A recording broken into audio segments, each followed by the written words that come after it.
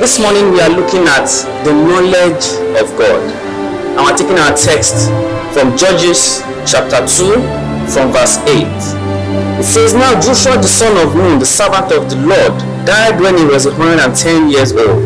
And they buried him within the borders of his inheritance at Timnath-Heres in the mountains of Ephraim on the north side of Mount Gaash. When all that generation had been gathered to their fathers, another generation arose after them who did not know God, nor the work which he had done for Israel." A generation arose that did not know God, nor the work that he had done for Israel. There is a danger that can happen to the life of every believer when we don't hand over the knowledge of God that we have down to the next generation, down to our children, down to the people in the world. Israel, as powerful as they are and as close as they were to God, the Bible says there was a generation that made an error of not transferring the knowledge of God to their children.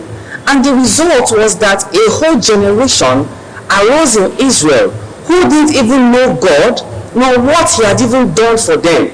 They were not even aware that he brought them out of Egypt.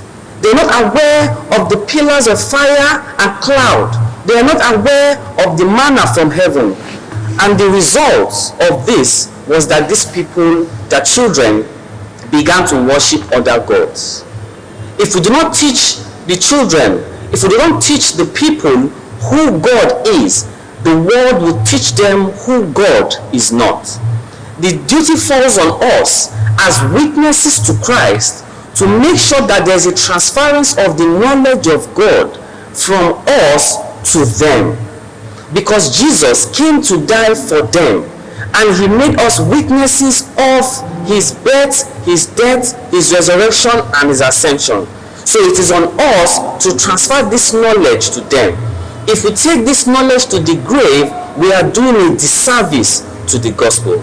I pray that God will give us the grace to understand that we are to transfer the knowledge that we have of him to the future generations, so that the gospel or the propagation of the gospel will continue through us. My name is the Reverend Moses Babatunde Opara.